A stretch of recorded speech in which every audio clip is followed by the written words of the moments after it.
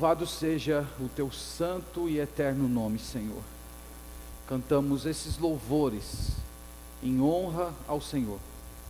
E nós pedimos que tu recebas essas canções no alto do teu sublime trono, como sendo a expressão da nossa adoração e da alegria que temos em servir ao Senhor, em termos o Senhor como sendo o nosso único Deus. Que o teu nome seja santificado em toda a terra, que a tua vontade, Senhor, seja feita tanto na terra como nos céus. Que o Senhor nos dê o suprimento necessário para vivermos a nossa vida, o pão nosso. Que o Senhor perdoe os nossos pecados e também nos conceda um espírito de perdão, para que perdoemos aquelas pessoas que nos ofendem. Pedimos, ó Deus, que o Senhor nos livre do mal, do maligno, da tentação, do mundo, da carne e do diabo. Nós oramos tudo isso no nome do Senhor Jesus Cristo. Amém. Amém. Vamos abrir a Bíblia em Efésios capítulo 2, versículo 1.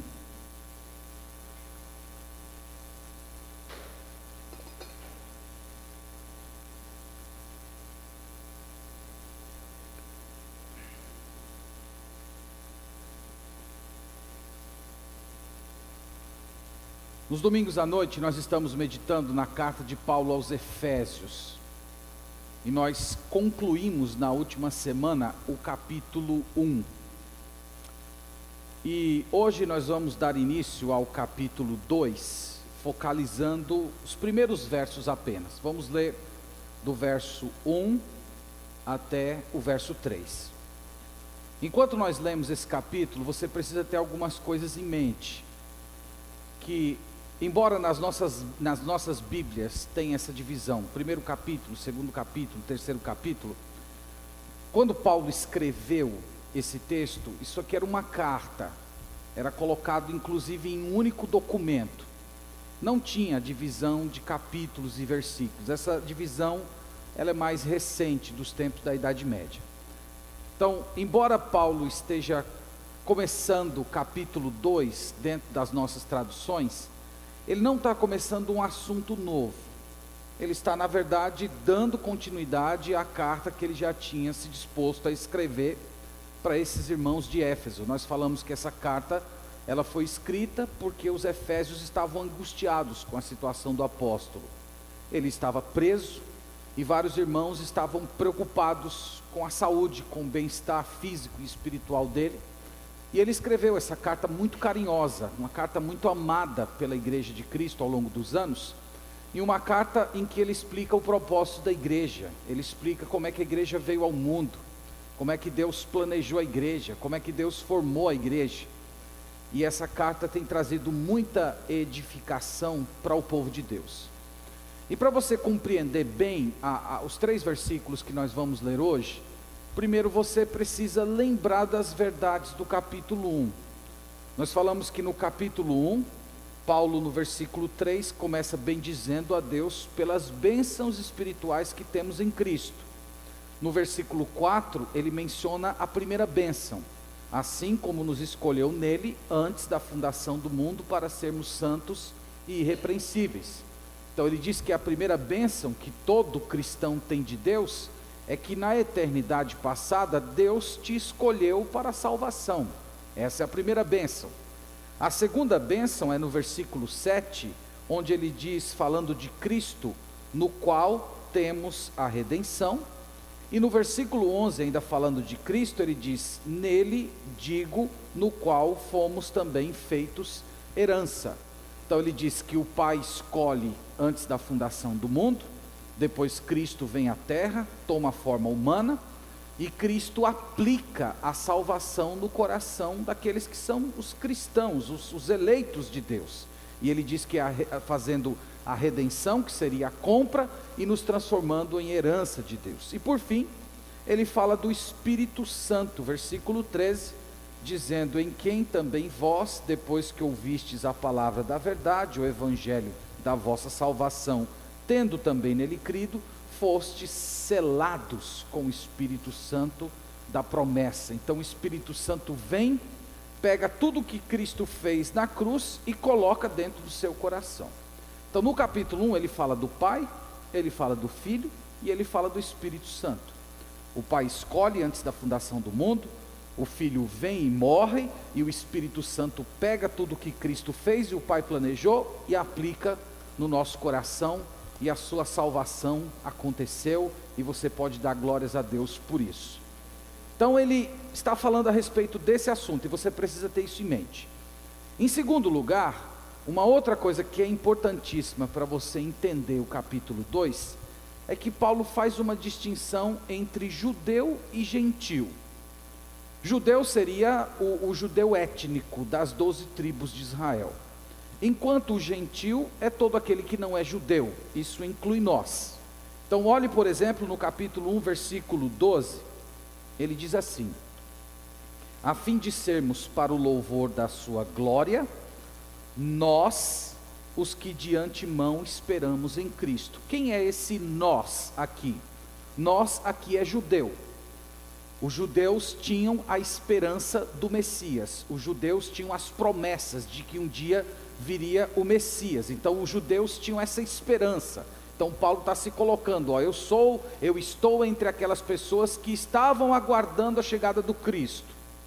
E depois ele fala no versículo 13 do gentil, dizendo: em quem também vós, veja aí que o vós se refere ao gentil, que depois de ouvir a palavra da verdade, o evangelho da vossa salvação, tendo nele crido, fostes selados. Então ele faz uma distinção entre judeu e gentil. Então nós vamos começar a leitura do capítulo 2, e eu quero que vocês vão prestando atenção nesses pronomes, porque isso aqui é fundamental. Eu tinha um professor no seminário, que ele dizia assim: quem não atentar para uma boa língua portuguesa, vai perder o melhor da Bíblia, porque tem muita coisa escondida às vezes no detalhe de um verbo, de um pronome. Então enquanto a gente lê os versos de 1 a 3, observe esses pronomes. Quando Paulo diz nós, ele está falando judeu, e quando ele diz vós, ele está falando de gentil. Preste atenção, porque isso é importante para compreender o capítulo. Então vamos ler, com a ajuda de Deus e com o apoio do Espírito Santo.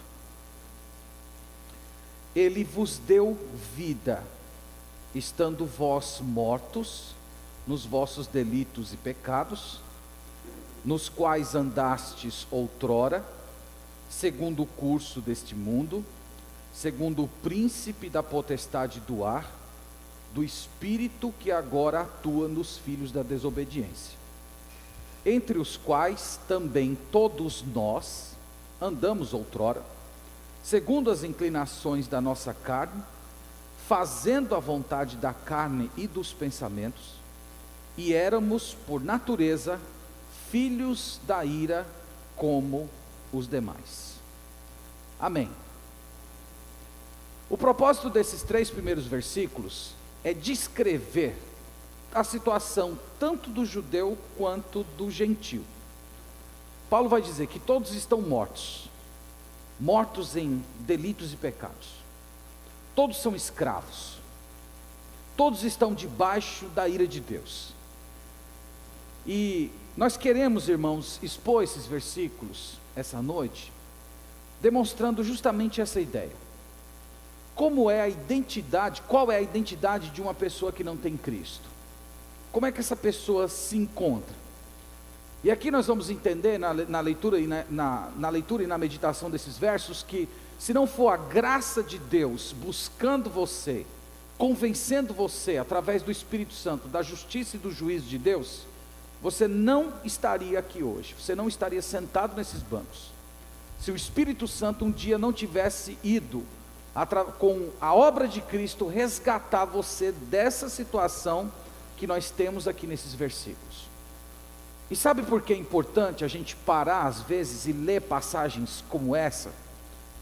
Porque, irmãos, não tem como você compreender bem a graça se você não entender antes o que é o pecado. Você não tem como compreender o que é a boa notícia sem antes entender corretamente qual é a má notícia. Então hoje à noite é má notícia. Domingo que vem, venha ouvir a boa notícia.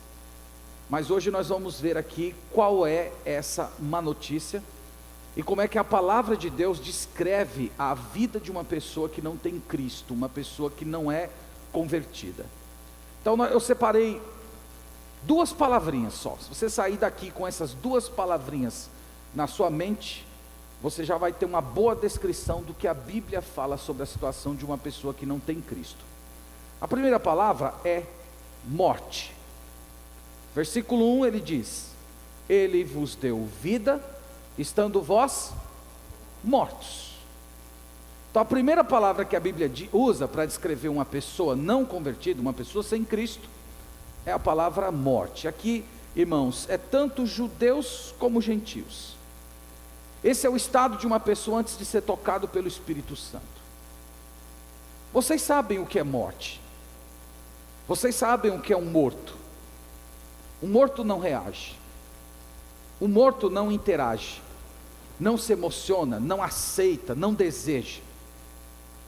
Você já deve ter ido a algum enterro ou em alguns enterros. Sempre tem uma coisa que muito chama a minha atenção e me emociona. É quando tem lá um caixão com uma pessoa que foi muito amada nesse mundo. E aí às vezes tem lá a esposa em lágrimas, e ela chora, e as lágrimas caem no rosto daquele corpo sem vida. O corpo não reage. Os filhos falam palavras bonitas, palavras de alegria, palavras de saudade, ele não se emociona. Vem os amigos, fazem homenagens, falam de recordação, ele não interage. Irmãos, essa é a imagem que a Bíblia usa para descrever uma pessoa não convertida. É morto. É morto. Ele não pode fazer nada. Você pode tocá-lo, você pode chacoalhá-lo, você pode pregar para ele, você pode falar com ele. Ele não vai interagir, ele não vai ter nenhum tipo de reação, ele não vai aceitar, ele não vai rejeitar, porque ele está morto. É isso que a Bíblia diz: mortos em delitos e pecados. Delitos e pecados aqui descreve uma vida de desobediência a Deus, é isso que ele está dizendo. Ele vos deu vida, estando vós mortos em delitos e pecados. É a descrição de uma vida de desobediência. Romanos 6:23, o salário do pecado é a morte. Então, pelo fato de pecarmos, esses pecados produzem morte espiritual. Nós quebramos a lei de Deus, nós não fazemos o que Deus quer que façamos, nós deixamos de fazer aquilo que Deus queria que fizéssemos, e por causa disso nós estamos mortos. Essa palavra morte, ela descreve um estado de rebelião, ela escreve um estado de inimizade contra Deus. São pessoas que, biologicamente falando, elas estão vivas. Elas trabalham, elas se alimentam, elas planejam a sua existência. Alguns são até religiosos, até gostam de pensar em coisas sobrenaturais, mas que no que se refere ao relacionamento com Deus, à proximidade com Deus, eles estão mortos, eles são incapazes de falar com Deus. Então, se você oferece um evangelho para um morto, ele não vai fazer nada. Ele não vai aceitar e ele não vai rejeitar. E eu quero lembrar a todos vocês que esse é o desafio de quem prega o Evangelho. Toda vez que você prega o Evangelho, você está falando com morto.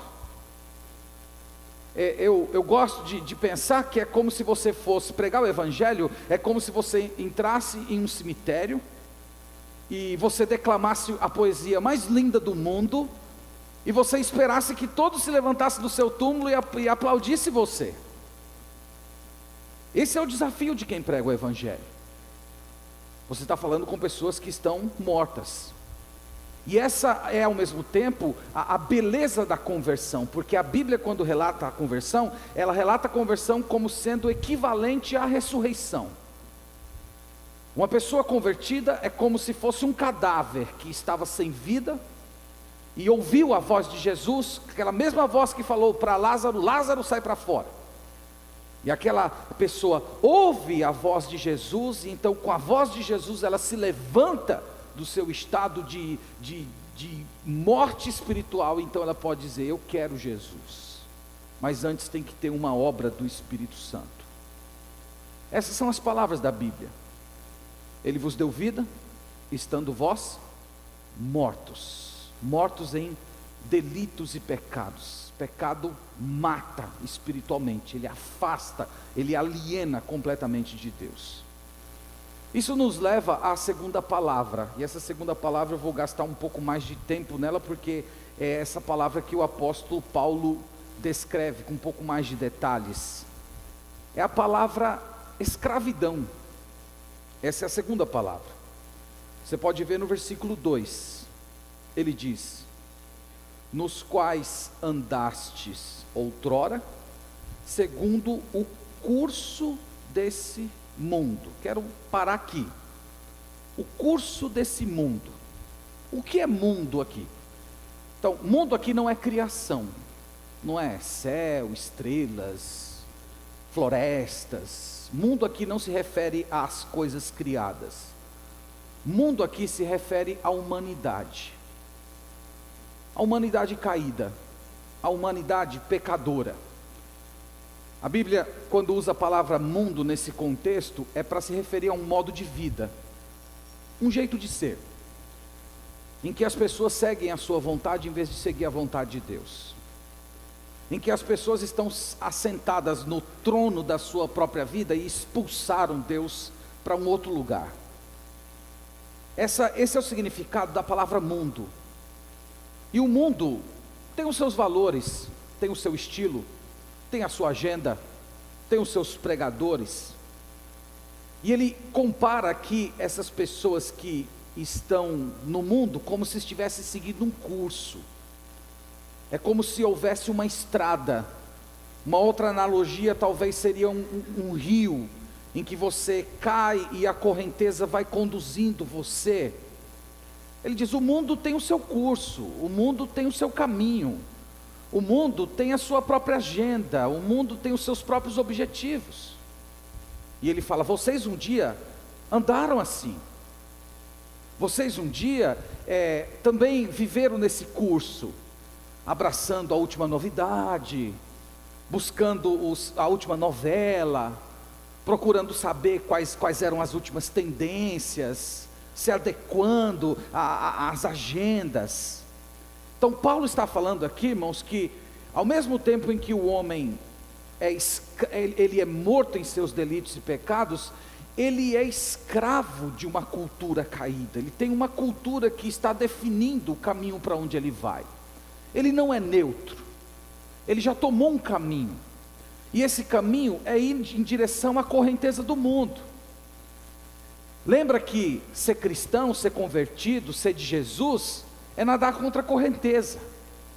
É você ser despertado num certo momento que você está nesse rio e você começa a nadar contra todas essas tendências. Mas Paulo está dizendo: vocês, em outro tempo, vocês eram escravos desse modo de ser, desse estilo de vida, desses valores. Isso fazia parte da existência de vocês. Mas aqui, irmãos, ele não cita só o mundo. No restante do versículo, ele acrescenta uma pessoa. Ele diz: nos quais andastes outrora, segundo o curso desse mundo, segundo o príncipe da potestade do ar. Quem é o príncipe da potestade do ar? É Satanás, é o diabo. Príncipe da potestade do ar é para dizer que ele é o líder de todas as hostes malignas espirituais. A palavra aqui no original é líder dos poderes aéreos. Por que ele usa líder dos poderes aéreos? É para dizer que é um grupo de espíritos maus, caídos, perversos, que estão nos cercando do mesmo jeito que o ar nos cerca. Eles são invisíveis, mas eles estão ao nosso redor. Nós não percebemos a existência dele, mas em certos momentos podemos perceber a sua influência. Por isso, príncipe dos poderes aéreos. Eles são invisíveis como o ar, mas eles são reais. eles são verdadeiros. E eles são poderosos, por isso Paulo usa aqui a palavra potestades. Essa palavra ela é sempre bem usada no Novo Testamento para descrever governos, para descrever pessoas de influência, pessoas que têm poder em suas mãos. E aqui usando para esses seres espirituais, é para dizer isso, que são seres que estão ao nosso redor, nos cercando, e que são seres poderosos. E ele continua ainda falando do príncipe da potestade do ar, dizendo assim: o espírito que agora atua nos filhos da desobediência. Ele está dizendo que Satanás é atuante, ele atua, do mesmo jeito que a Bíblia diz que Deus age, que Deus atua nos seus filhos, o diabo também atua nas pessoas do mundo. O Martinho Lutero gostava de dizer que o ser humano é que nem uma mula, ou ele é montado por Jesus, ou ele é montado por Satanás, ele sempre vai ser montado por alguém. E ele está dizendo que Satanás atua,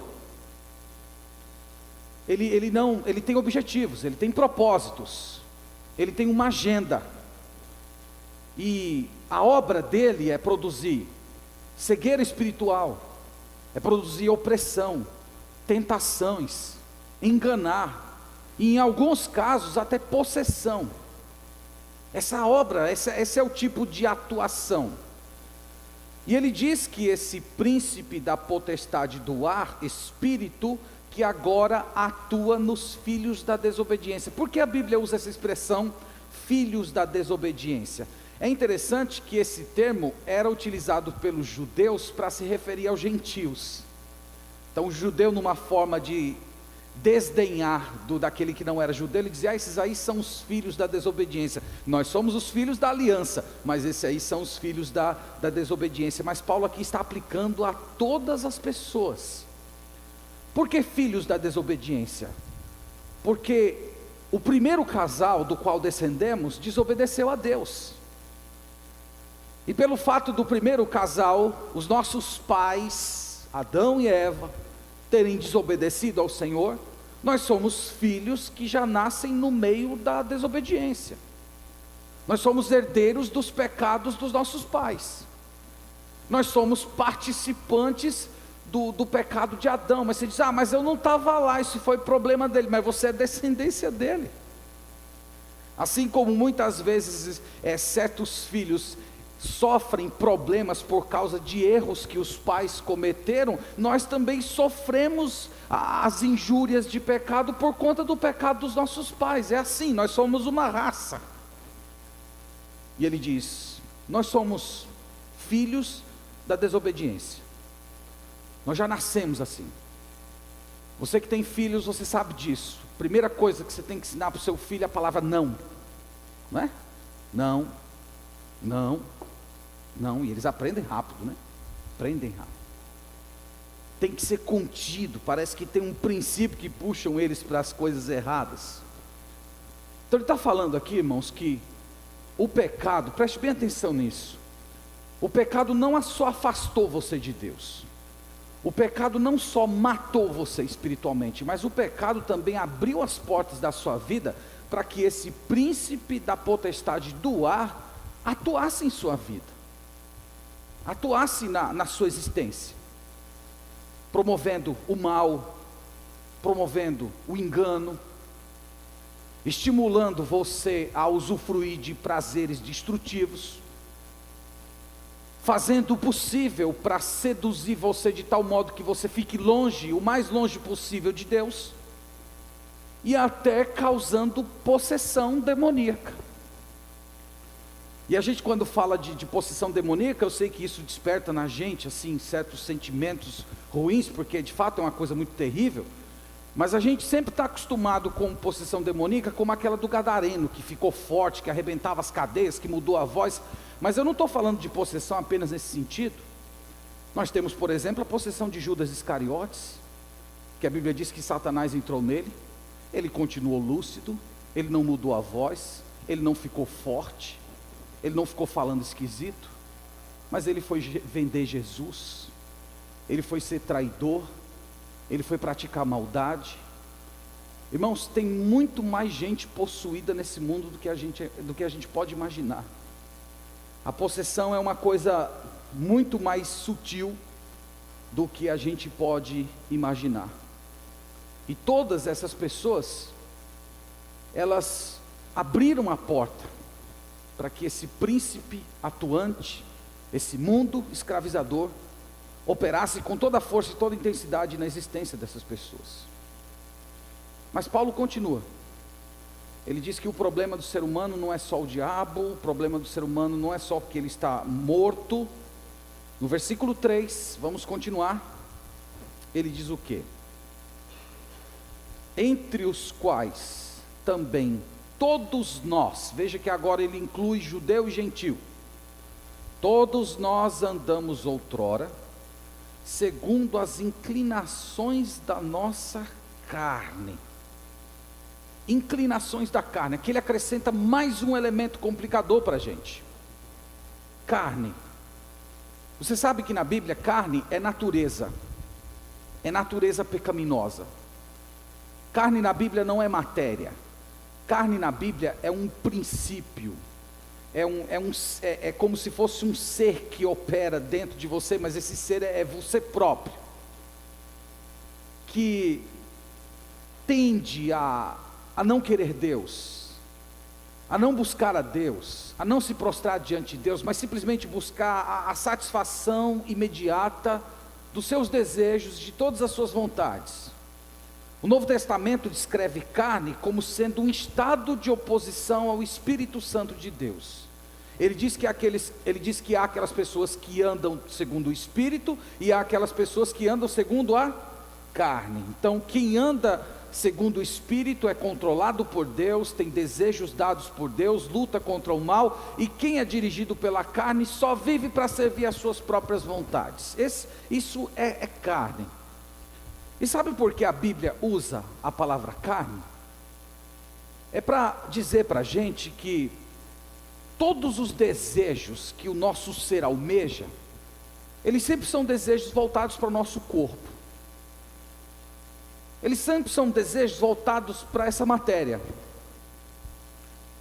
Sexualidade livre, vaidade excessiva, conforto excessivo, cobiça. Pense nisso, irmãos. Olha, quase que a totalidade dos desejos que existem dentro do nosso coração, esses desejos que nos levam a romper com a vontade de Deus, a ignorar o que Deus diz na sua palavra, todos esses desejos têm a ver com o nosso corpo. Todos eles têm a ver com isso que a Bíblia chama de carne. E é por isso que a palavra de Deus usa a expressão.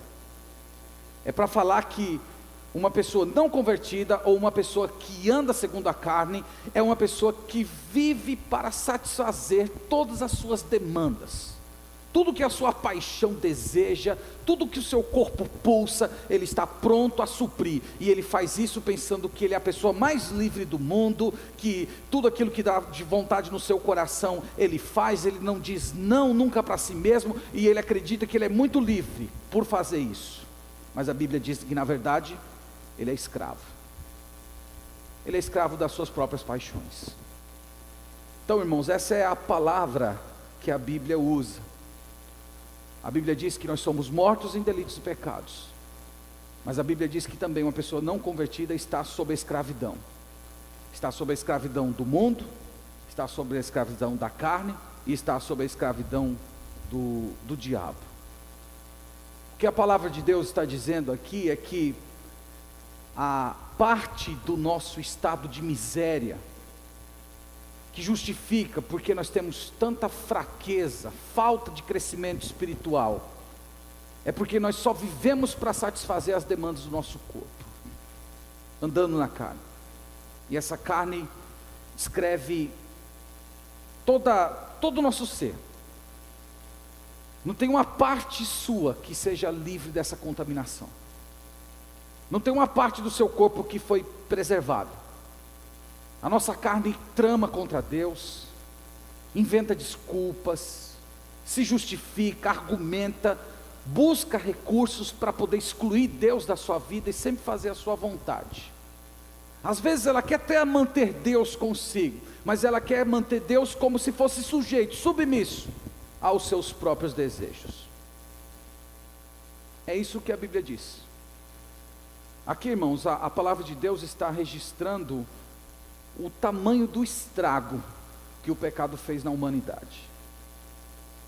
Todo o nosso ser invadido, tocado, os meus pensamentos, os meus sentimentos, as minhas decisões, o meu arbítrio. É por isso que nós usamos passagens como essa, e tem muitas outras no Novo Testamento, para dizer que o ser humano é completamente depravado. Não estranhe essa palavra.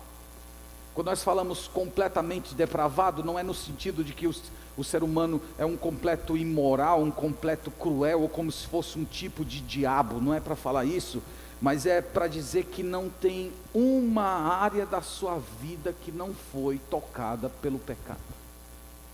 Essa aqui é a má notícia, da qual nós falamos no início. Mas Paulo termina o versículo 3 acrescentando o mais terrível de todos os elementos a essa descrição. A penúltima linha do versículo 3, ele diz: éramos, lembra aqui que ele está, éramos referindo-se a judeu e gentil. Ele diz, éramos por natureza, natureza significa desde o nascimento, éramos por natureza, ele diz, filhos da ira, como os demais. Ele diz que esse estado de morte, de escravidão, do mundo, da carne, do diabo, é um estado que atrai a ira de Deus para você. Qual é o resultado de uma vida sem Deus? Está debaixo da ira de Deus. Deus é justo. Deus não pode, irmãos, simplesmente ignorar o pecado. Quando a gente lê ira na Bíblia, ira de Deus, não confunda com a sua ira. A sua ira não é justa. Normalmente a sua ira e a minha também é por motivos egoístas e pecaminosos. Mas a ira de Deus é justa. A ira de Deus, a gente poderia dizer que é a reação da sua santidade ao pecador que o desafia, ao pecador que tem a resolução de manter os seus punhos elevados para o céu, que se atreve a ir contra o senhorio de Deus. E esta é a justa condenação. Então, se alguém me perguntasse assim, pastor, o que eu preciso fazer para ir para o inferno? Sabe o que eu respondo? Nada. Não precisa fazer nada, porque você já está condenado. A Bíblia não diz que se você morrer sem Cristo, você vai ser julgado e talvez você seja condenado. A Bíblia diz que aquele que não crê, ele já está condenado. A Bíblia diz que a ira de Deus, João 3,36, permanece sobre aqueles que não creem. Então não é que um dia Deus vai se irar contra você, é que Deus já está irado contra você hoje. Já tem uma ira santa que está pairando sobre a sua cabeça e você está achando que está tudo bem com a sua vida. É isso, irmãos, que a Bíblia está dizendo. A raça humana foi completamente destruída pelo pecado. Então essa é a má notícia. Mas não se deprimam. Semana que vem vai ter a boa notícia. Enquanto isso, vamos tirar aqui algumas lições, e depois nós vamos orar ao Senhor. Primeira lição. Irmãos, diante de toda essa descrição que a Bíblia faz da situação do ser humano, a gente precisa admirar e agradecer pela grandeza que é o amor de Deus. Veja como ele começa o versículo 1, ele diz: Ele vos deu vida, estando vós mortos em seus delitos e pecados. Deus amou você quando você era assim. Você entende isso? Deus não amou você quando você era bonzinho. Deus não amou você quando você agradava a Ele. Deus amou você quando você era morto em delito e em pecado. Deus amou em você quando você era escravo do mundo, da carne, do diabo. Ele amou você assim. A gente poderia usar a analogia lá da Cinderela, que perdeu o sapatinho. Vocês lembram dessa história, não lembram? Então o príncipe se apaixonou pela Cinderela quando ele viu ela na festa, toda bonita, arrumada, cheirosa. Mas será se ele tivesse conhecido ela um dia antes, lá na cozinha, toda suja de óleo, fedendo, trabalhando, como se fosse uma escrava? Será se ele tinha colocado os olhos nela? Provavelmente não. Então Deus amou você quando você era sujo, quando você era impuro. Deus amou você quando você estava longe dele. Eu já disse isso aqui na igreja algumas vezes, que normalmente a gente diz a expressão eu te amo para aquelas pessoas que a gente se sente bem com elas. Então, quando você está apaixonado por alguém, que a companhia daquela pessoa te faz bem, que desperta em você os melhores sentimentos, você olha para aquela pessoa e diz, eu te amo. Quando foi que Deus disse eu te amo para a gente? Deus disse para a gente eu te amo quando nós estávamos nessa situação. Nós estávamos no curso desse mundo, nós não queríamos nada com Ele, nós não queríamos nos prostrar diante dEle, nós não queríamos que Ele reinasse sobre nós, nós queríamos ser os donos da nossa própria vida, seguir as nossas próprias regras, e foi nesse estado que Deus nos amou, e é por isso que o amor de Deus é grande.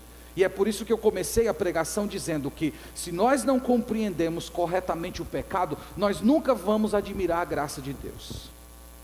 Porque quando nós somos colocados diante de descrições como essa, nós percebemos, eu era assim, Deus ainda me amou.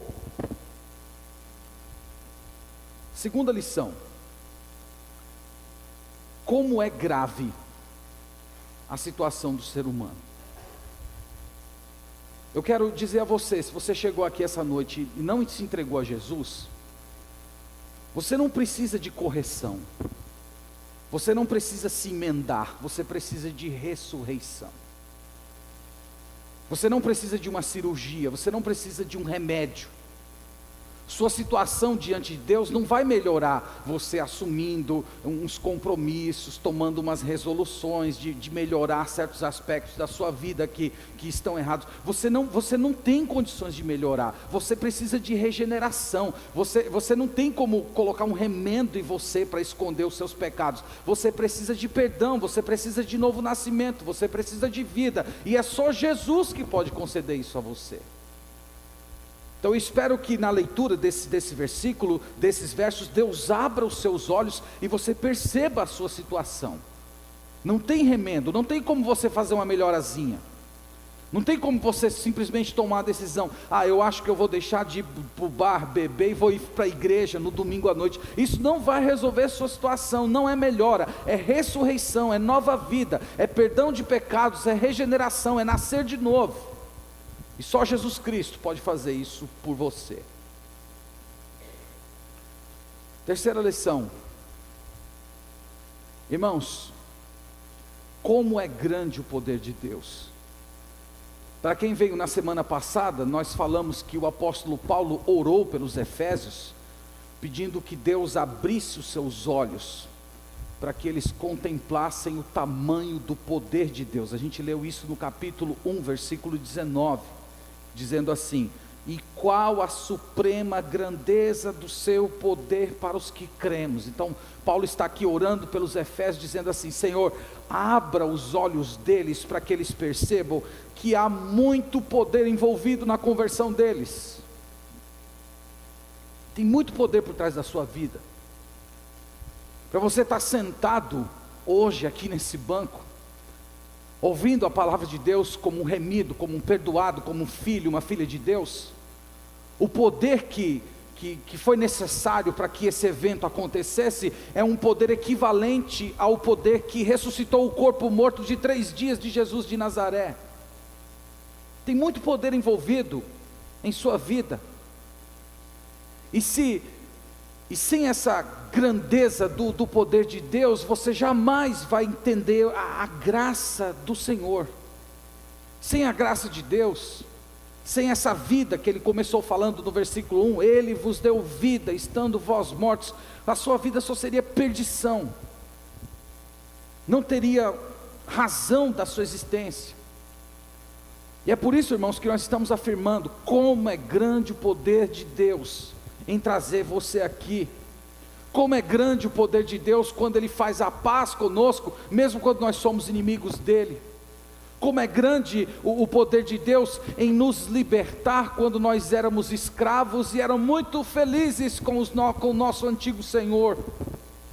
Como é grande o poder de Deus quando Ele nos tira dessa condição de filhos da ira e nos faz filhos do reino do seu amor. Deus é muito poderoso. Há muito poder envolvido na sua vida. Há muito poder envolvido na sua conversão. E você deveria se juntar essa noite com o coro do apóstolo Paulo e orar ao Senhor: Senhor, abra os meus olhos para que eu perceba isso. Abra os meus olhos para que eu perceba a quantidade de poder que existe por trás da minha conversão. E a última lição. Irmãos, esses versos que a gente leu, eles lançam luz sobre a difícil doutrina da eleição. Capítulo 1, versículo 4, Paulo falou uma frase que deixa muita gente incomodada, e eu confesso que eu mesmo fui uma dessas pessoas que por muitos anos fui incomodado com essa declaração. Assim como nos escolheu nele antes da fundação do mundo. Essa frase, irmãos, essa frase foi a pedra no meu sapato de seminarista durante alguns anos no seminário. Como Deus pode escolher antes da fundação do mundo? Como Deus pode escolher só algumas pessoas e não escolher outras? Por que Deus faz isso? Então, esses 3 versos que lemos hoje lançam alguma luz sobre essas questões. Você talvez pergunte: por que Deus tem que eleger? Por que Deus não espera a escolha das pessoas? Por que Deus não espera que os outros escolham a Ele? Nós não temos uma escolha? Eu vou voltar a pergunta para você. Responda você. Tem escolha? Depois de tudo que a gente leu aqui?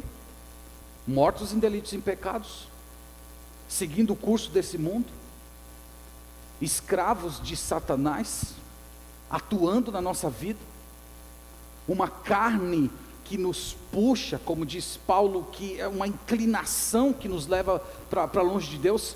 Tem escolha livre para a gente assim? Tem escolha neutra, não afetada, onde se tem Deus e tem o mundo, e diz: não, eu vou escolher se eu quero Deus ou se quero o mundo. A Bíblia não coloca nesses termos.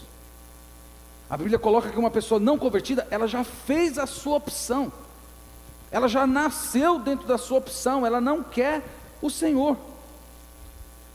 Se Deus fosse dar escolha para você, você ia dizer não, você ia dizer que não queria que Ele reinasse sobre a sua vida. E dessa maneira, irmãos, ninguém se salvaria.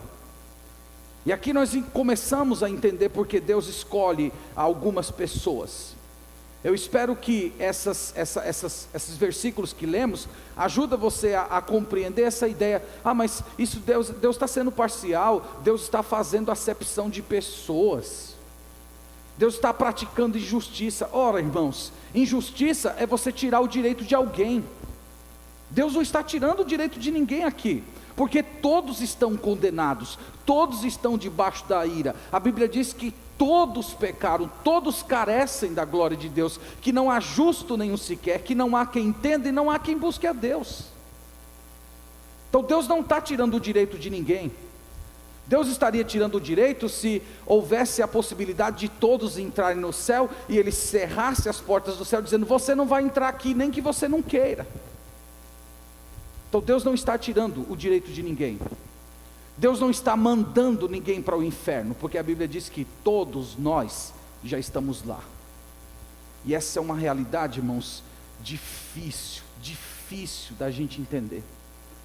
Mas a palavra de Deus, quando se refere ao ser humano, se refere a ele como estando condenado, não coloca ele como um ser neutro, que ele vai escolher entre salvação e condenação. A Bíblia coloca ele como um ser condenado. Se Deus não tivesse enviado Jesus Cristo para morrer, toda a raça humana padeceria eternamente no inferno, e Deus ainda seria justo, porque Ele estaria dando o que cada um mereceu.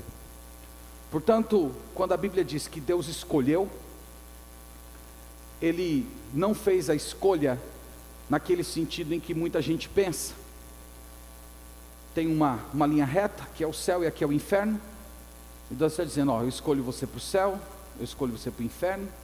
Você não foi muito como sua cara, vai para o inferno, você vai para o céu. Não é isso. A Bíblia diz que todos estão no inferno, e bondosamente Deus vai lá e tira algumas pessoas. Ele não tinha obrigação de tirar ninguém. E não me pergunte por que Ele tirou você e não tirou outros. Eu não tenho resposta para isso, e a Bíblia não se propõe a responder isso. Mas esse é o fato. E enquanto nós não compreendemos, irmãos, essa ideia do que o pecado fez com a gente, nós não estamos prontos para entender o que é a graça. Eu queria dizer aos irmãos que eu creio que esse é um grande problema nas igrejas evangélicas do Brasil. As igrejas evangélicas do Brasil, de modo geral, apresentam o ser humano como sendo bom. O ser humano não é tão ruim assim. O ser humano só tem que dar uma chance para Jesus.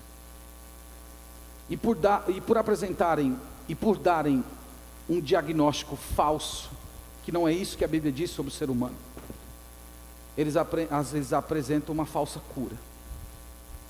Eles apresentam uma mensagem que Jesus nunca proferiu, um tipo de evangelho que nunca saiu da boca de Jesus e nem dos seus apóstolos.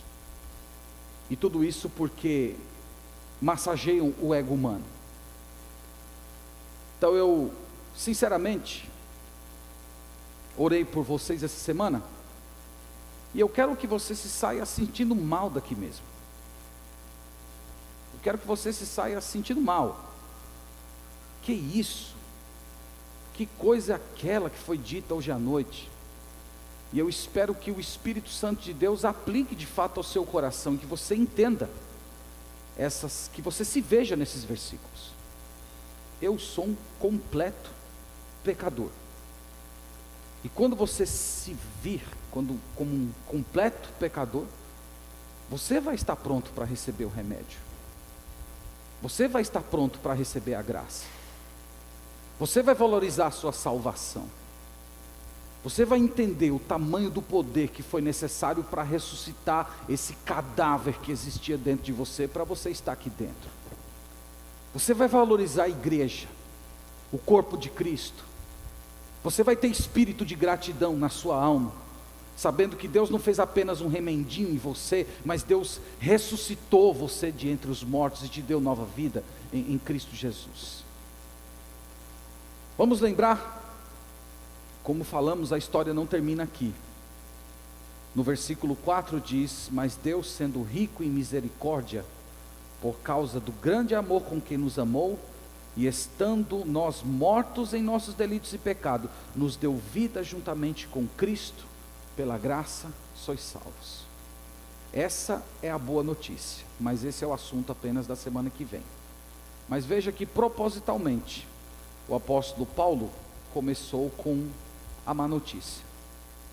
E essa má notícia, eu espero que sacuda o seu coração, você que ainda não entregou a sua vida a Jesus. Mas a você que já entregou, que o Espírito Santo de Deus desvende os seus olhos, e que você compreenda o tamanho do estado de miséria que você estava antes de se encontrar com Jesus. Isso produz em você um grande espírito de gratidão e um desejo de viver uma vida santa nesse mundo. Amém. Vamos orar ao Senhor.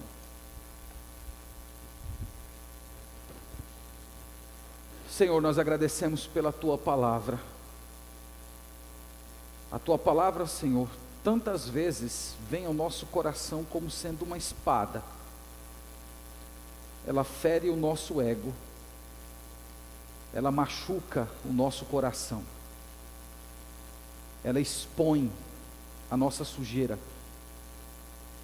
ela mostra quanto nós estamos longe do Senhor. E nós sabemos, ó Deus, que esse trabalho é um trabalho do Senhor, e é um trabalho bom, é um trabalho que produz o maior bem para a nossa alma. Clamamos, Senhor, que o Senhor nos ajude a compreender a salvação, que o Senhor nos ajude a compreender o tamanho da miséria que nós estávamos antes de crer, e que a percepção desse estado que estávamos antes de Cristo produz em nosso coração uma extrema admiração, uma extrema alegria, uma extrema dedicação ao Senhor, um extremo amor por Ti. Nos ajuda, Pai, nos abençoa. E aquelas pessoas, Senhor, que estão aqui, que ainda não se dobraram diante de Jesus, ó Deus, permita que as palavras que foram lidas cheguem ao coração dessas pessoas pelo Teu Santo Espírito. Que elas percebam, Senhor, o quanto estão distantes de Ti, o quão perdidas estão em pecados, em pensamentos, em desejos, em anseios, e que elas corram imediatamente para Jesus Cristo, para receber perdão, refúgio, aceitação, vida eterna, regeneração, ó Deus. Nos ajuda, Pai, a vivermos para a Tua glória, a termos uma grande gratidão por Ti. É o que eu peço no nome de Jesus. Amém. Amém.